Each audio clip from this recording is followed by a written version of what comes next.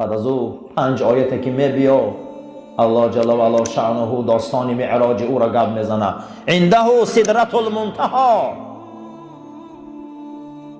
عربا وقتی که گوسفنداشون رو میبردن میگفتن تا کجا بردی؟ میگو تا فلان سیدر. نام درختی است، نامی چی بده؟ سیدر. تا فلان سیدر درخت چراندنی بردم مولا ما، تا فلان سیدر شترام بردم. اما میگه حبیبی من محمد یک جای رفت که آخران سیدر رفت، کسی اوجا رفتگی نیست. عنده سدرة المنتهی، آخران سیدر و نقطه که خدا معلوم کردگی کسی رسیدگی نیست. میگه رسول من رسیده اوجا. این کدام شب بود؟ شبی معراج. عنده سدرة المنتهی و قاب قوسین او ادنا. قدر نزدیک شد، همین قدر به خدا نزدیک شد آن شب در سدرة المنتهی. چنان نزدیک شد به خدا که قاب قوسین، بین پیستانی، انا همون سوزنک که پیستان در میتیه که بعد از او پتران میپره، بین انا همون سوزنک و پیستان بینه هیچی نیست. میگه انا میخیل به خدا نزدیک شد. میگه اینا قاب قوسین میگه عرب، یعنی که اگر دیدگی باشه من این پتران پیستان داره در انمو سوزنک یراق نزدیک است، هیچ بین ما هوی نیست. به خدا انا میخیل همون شب نزدیک شد. هیچ کس نیست، نه جبرائیل است و نه میکائیل، نه عزرائیل است و نه اسرافیل، نه ابراهیم است و نه آدم. کسی نیست در اونجا دیگر. خدا با میگه فاوحا لک فاوحا. هی هردش گپ زدن. چی گپا او شب رفت، چی صحبت ها رفت. حبیبم چی آوردی درگاهم؟ چی آوردی؟ با سرشمه بردارم میگه گناهی امت آوردم. چی آوردم در رسول الله؟ من گناهی امت آوردم، من هیچ ندارم دیگه. من گناهش آوردم که اگه همی بگه گناهی امت من را میبخشی. من این شب آمدم فاوحا لک فاوحا. آن روز میگه بسیار صحبت های شد، یکتش نماز 5 وقت شد، یکتش گناهی امت بخشیده شد. پیغمبر خدا صلی الله علیه و سلم پرسیدن یکی از همون صحبتاتون گاو زنی چیست؟ گو خدا وعده کرد که امتی ترا لشکر خودم قرار دادم. ما لشکر کیه مکنم؟ ما لشکر خداییم. امتی تو گو جند الله های، لشکر خدا های. گو نتیجهش همینه، کسی اگر یارا دوست داره زمین آباد می شود، کسی به نیتی بد یاد چقه شود گو یا بسیار می شود. ما دا همی که چقه شدستیم ما بسیار شدستیم. این شب معراج وعده شده اگر خدا ده گو امتی من ده نرسه، گو امتی من ده نیتی بد چقه نشوه، گو همین چقه شده گو اینو بسیار می شود. امروز به هند و به ژاپن و به اروپا و امریکا و به این سرزمین امت رسول الله پرش رفته دیگر، برای آنکه شب معراج فاوحا لک فاوحا. هیچ کس نیست که هردشان خدای ذات اقدس الهی با رسول اکرم فاوحا لک فاوحا. آن روز وحی الهی را پروردگار چکار کرد؟ آیه مبارکه سوره نجم.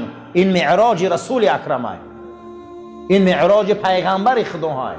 کسی که خواه معراج رسول اکرم اگر فهمه سوره نجم گوش کنه.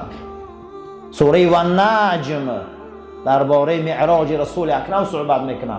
شبیه که به اون منطقه که رسیدن که اون سدرة المنتهی میگن، آخران نقطه که کسی در اونجا رسیدگی نیست. معراج این است، کسی معراج اگر انکار کنه از ایمان میبراید. کسی اگر معراج انکار کنه از ایمان میبراید. کسی اگر اسرا را انکار کنه از مکه تا بیت المقدس آمدن مطلق کافر میشود. زیرا که سوره اسراء دلالت میکنه که پیغمبر ما در یک میجه زدن در بیت المقدس رسیدن. وقتی که آمدن ابو جهل نظر کرد گفت خدا دیگه وحی نازل نکرده؟ گفت نازل کرده است. گو چی؟ گو من این شب معراج رفتم. گو کجا؟ گو بیت المقدس. ای بیت المقدس آسمانی بالا. میگه صدا بلند کرد ابوجهل که مردم جمع کنه که باید دروغی نو پیدا شد. که در این حالت میگه ابوبکر صدیق در پیش دارالندوه ایستادگی بود. گفتن این دوستت میگه که بیت المقدس رفتم همین شب که ما 2 ماه تا اوجا نمیرسیم.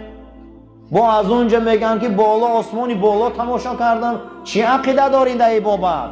گو قسم به خدا از این نقطه های زیادم گو ما باورش دارم. وقتی که آسمانی یکم در می آمدم جبرائیل امین گفتم جبرائیل من میفرام لیکن من قبول نمیکنم برای کاری که من شب دیدم. این زمین یگان موحد نیست که گوش کنه این گپا. این صحنه های را من دیدم افسانه گمان میکنم. گو ترا یک کس گوش میکنه. گو کیه؟ گو ابوبکر ترا باور میکنه. خداوند با وحی ملکوتی میدونه که ابوبکر صدیقه. یعنی معراج میگن. این عروج رسول اکرم است صلی الله علیه و سلم. بعد از او پرسید ابوجهل گفت من قدس خوب میدانم. بعد از او رسول اکرم پرسید از ستونای مسجد، از بازار قدس، از هر جایی که میگه پیامبر رنگ بلبلی خدا جواب داده است. انمی خیلی همه حیران شد. بعد از او گفت ما کاروان را راهی کردیم. اما کاروان دیدی در راه؟ گفت دیدم. یک شترشان هویش دیگه بده شترشان در راه در آوردم بود. گفت کی میرسه کاروان؟ گفت آفتابم میشینه کاروان میرسه. ابوبکر میگه دست و پا ما لرزه گرفته که این چخلی که بدیلی پر گپ میزنه. این میشده باشه همین کاریان نه. همین آفتابم شیشت میگه که زنگوله کاروان زده شد کاروان مکه در آمد. این معجزه رسول اکرم است. معجزه های احمد است که خداوند دنیا را پردش اون ساعت ها برای رسول الله میبرداره. فیلم ها را میبینه رسول الله.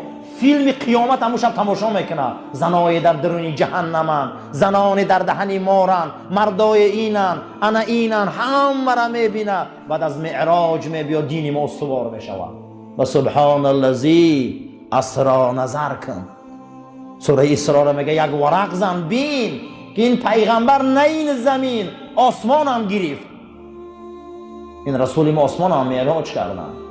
این شب معراج رسول اکرم.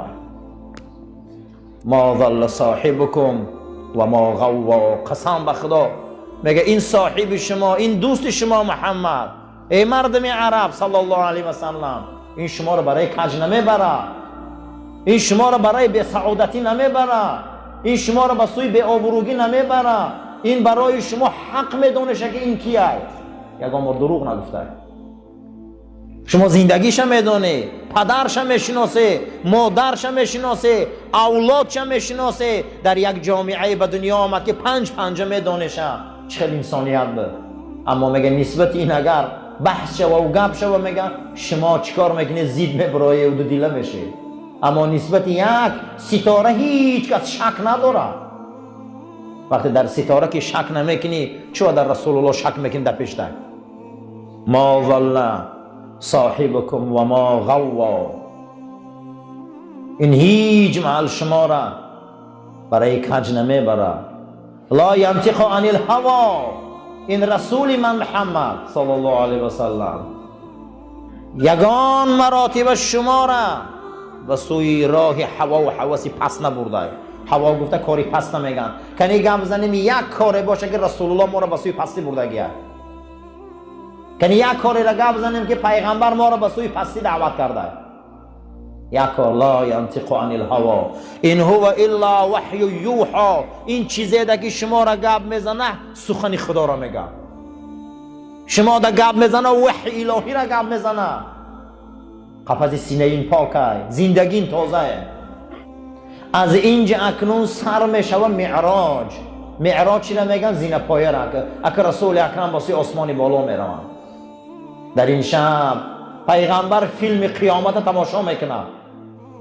در این شب خداوند پیغمبر در فیلم های قیامت پیشکی نشان میتیه.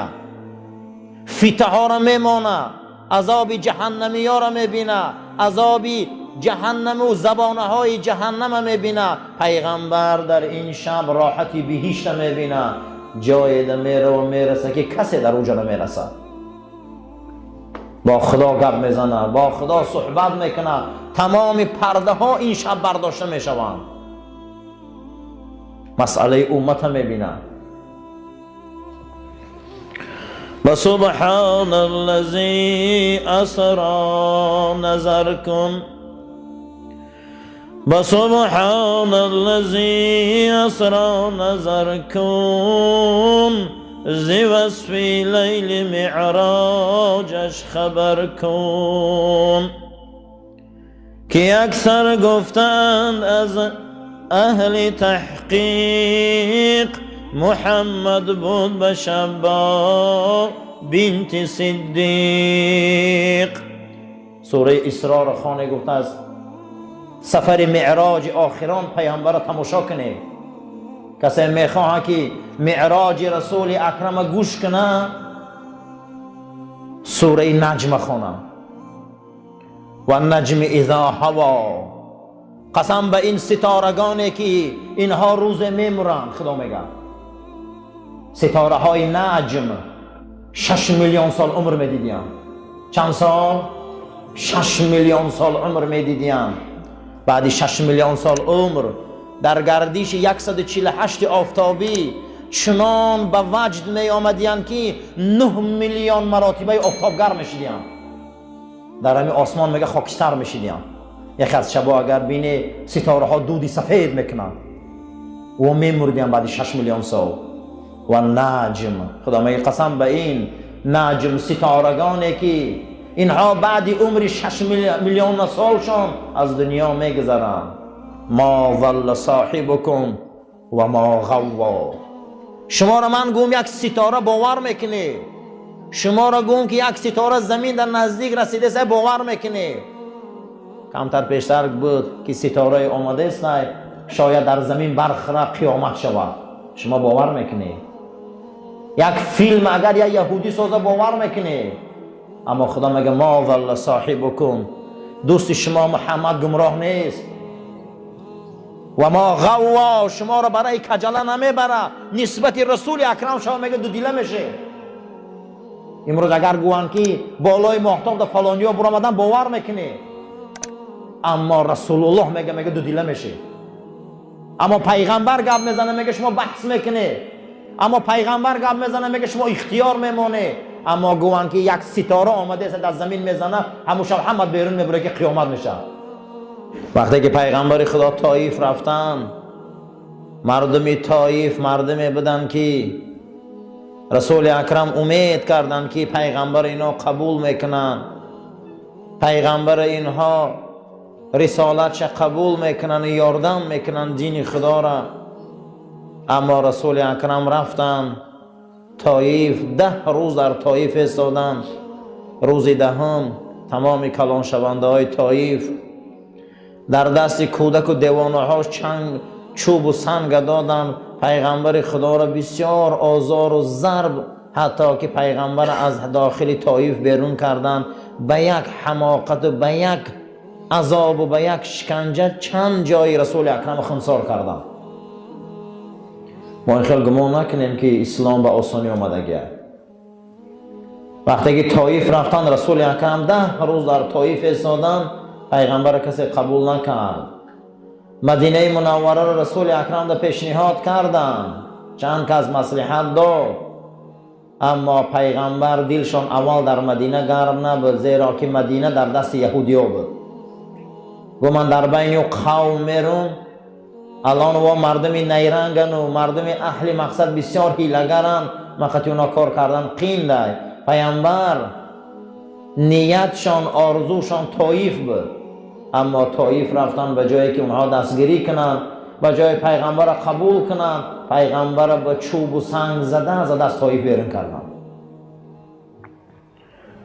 وقتی که در راه می آمد همین گونه زیق از طایف بیرون شدن، خداوند، حدیث امام طبرانی روایت میکنه، خداوند تمام ابرهای آسمان ملائکش امر کرد که ابرها را جمع کنند از طایف تا مکه. چند قدر راه است میگه، تمام ابرها را ملائکه ها جمع کردن بالای سر رسول اکرم آوردن که پیغمبر گرمی عذاب نکشند. وقتی که از طایف پیامبر اکرم میبر آمدن، بسیار پیامبر در طایف غم دادن. انا همون قدر رحم میگه در داخل سایه ابر بود، میگه با وجود که آفتاب تفته استن، حتی که خدا ملائکه های کوه آن روز پیش رسول اکرم آورد که ملائکه های کوه گفتن اگر اجازت باشه ما رو فرمانت دعات کوه ها رو در بالای طایف چپه میکنیم، اما رسول اکرم دعا نکردن. پیغمبر طرف خدا شکایت کردن، آن روز طرف خدا دعا کردن، عرض کردن که این چی روزی هست که من به این انسان های صفی و احمق و بپدر گرفتار میکنی پروردگار، اینو کیا هم رهی دین نمینن. بعد حادثه طایف که پیامبر بسیار غم دادن، شب پیامبر بعضی ها میگن در حجر اطراف حتیم خواب بودن، بعضی ها میگن در خانه عمشان خواب بودن که در همون نزدیکی بود. شب آرام خواب بودن که صدای آشنای فهمیدن، صدای آشنای را شنیدن که السلام علیک یا رسول الله، این مردم طایف تو را حرمت نکرد، این مردم زمین تو را حرمت نکرد، اینها تو را بسیار آزار دادن، اکنون امروز پروردگار تو را به معراج دعوت میکنه. امروز ما قدر رسول ما رو نمیدونیم، در اون زمان ندونستن، اما خدا اکنون رسول آسمان میبره. مردم طایف به سنگ چوب میزنه، اکنون ملائکه های مقرب درگاه خدمت رسول اکرم میبیاین. هیچ کس گمان نکنه که آبروی رسول اکرم میریزانه، هیچ کس گمان نکنه که آبروی پیغمبر میروه. طایف تا وقت رسول اکرم غم دادن، طایف تا وقت پیغمبر خونش ریزاندن، پیغمبر چهرش کفاندن، پیغمبر پاش خونسار کردن، اینقدر ملائک خدمت آمد. بعد او خداوند رسول الله را به مهمانی دعوت کرد، به مهمانی روحی نه، به نمی جسم پیش خدا میرکد. این علامتی چی بود؟ علامتی این بود که در طایف رسول اکرم قدرش ندانستند.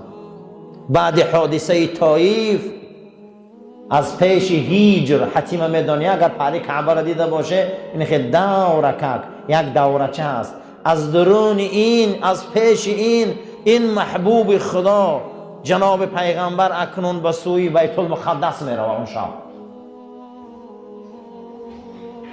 به سوی چی میروه؟ به سوی بیت المقدس.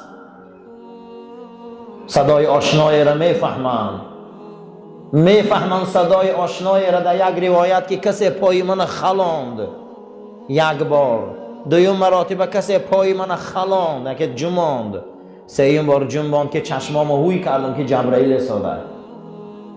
در یک روایت دیگر یک صدا، یک حرکت خنکی در پاچم مقصد دیگر رسید، یک خنکی. میخیزم که جبرئیل امین چهره های مبارکش در پای من مونده و گفته است که فرستاده خدا خیز اکنون این شب پروردگار تو را به مهمانی دعوت کرده. بعد این قدر آزار و بعد این قدر شکنجه، بعد این قدر عذاب در راه خدا، اکنون زمین بدگی ها قدر تا ندانستن، امروز تو آسمان میری. اینو میگن اسراء. اسراء چی است؟ سیر شب از مکه به سوی بیت المقدس. سبحان الذی اسری بعبده لیلا من المسجد الحرام الى المسجد الاقصى بارکنا ما حوله. پاک است و پروردگاره که بندش بلندترین درجه بزرگ نزد خدا در بندگی بده که خداوند رسول الله را این شب بنده میگیره. سبحان الذی اسری بعبده لیلا من المسجد الحرام. در این سیر شب ای کعبه مبارک به سوی بیت المقدس، قبله اولی مسلمان ها، مسجد اسحاق نبی، در این شب خدا رسولش سیر میتی، اکنون حرکت میکنه رسول الله. جناب پیغمبر گفتند آوردن براق در یک روایت از برق گرفتگی، رنگی برق حرکت میکرده است. در یک روایت دیگه براق گفته است مال سفید میگفتیم. یک جاندار آوردن که سفید است، میگه هر یک عضوی او به یک حیوان این زمین مانند است. از خر بزرگتر و از اسب پایان به من آوردن. بین حضرت عیسی و بین رسول اکرم خیلی سال بود. میگه براق هم میگه مقصد دیگه سوار شویش، این مقصد سوارنده های درگاه الهی بدن. اینو وقتی پیامبر آمدند میگه براق یک تور گرفت. براق یک چی گرفت؟ میگه یک تور گرفت، لرزی که با جبرائیل امین به ید قدرتش میگه سخت قبید براق که جمیدن نمیتونیست. گوه ای براق، ای زمان آدم تا روز قیامت یگان انسان مثل این انسان بزرگ نیست. یگان فرزند آدم مثل این فضیلت نداره. تو میدانی که در پشت تو کی سوار میشه امروز؟ تو چی بیقراری داری؟ گو بیقراری از برای اینه که تستر بیاید. میگه براق یک لرزید، میگم یک تور گرفت که جبرئیل امین میگه لجامش سخت قبید که ای زمان آدم تا زمانی تا روز قیامت یگان انسان در فضیلت مثل این نیست که در پشت تو سوار شده باشه. بعد میگه ما براق سوار شدیم، کجایی ده که چشمش میدید هموجا پاشم میماند. ما آمدیم زمین پیغمبرا بیت المقدس که در اینجا تمام پیغمبرا آمده بودن و در اینجا من بستم. در انا همون جایی که پیغمبرا اسباشان و مقصد مرکباشان بسته بودن، در یک روایت من داخلی بس مسجد بیت المقدس شدم. از اینجا در اینجا من نماز خواندم. در یک روایت دیگر که تمام پیغمبران در همینجا رسول اکرم امامی کردن. حتی که روایت امام طبرانی است که چه سبب شد میگه پیغمبر از مکه بیت المقدس آمد. سببش همینه، میگه که این دلالت و دلیلی از این میکنه که این زمین مال مسلمان ها است.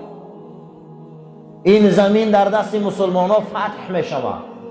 بعد رسول اکرم این زمین 3 بار فتح شد، 3 بار ای دستشان رفت. با یکی از نشانه های قیامت همینه که این زمین در دست مسلمان ها فتح می شود. برای پیغمبر ما معراج همینجا بود. آمد براق بست 2 رکعت نماز با تمام پیغمبرها خواندن تا انا همینجا نامش اسراء های. چیه؟ اسراء. یعنی که ما در قرآن سوره داره با نام چی؟ اسراء. این شبیه هست که رسول الله به آسمان دنیا رفتن. برای همین این شبا صلوات زیاد کنید، دعا و خواندن قرآن زیاد کنید، استغفار زیاد کنید، زیرا که علما اتفاق دارن که شب 27 رجب رسول اکرم معراج رفتند. پروردگار ما را برای راست هدایت کن، از بلا آفت و کلفت ما را نگهبان باش. این مسجد پروردگار را آباد و زیبا نگه دار. خداوند عاقبت کار ما را به خیر گردان و ایمان ما را به سلامت گردان. آمین یا رب العالمین. تلفناتون خاموش کنید.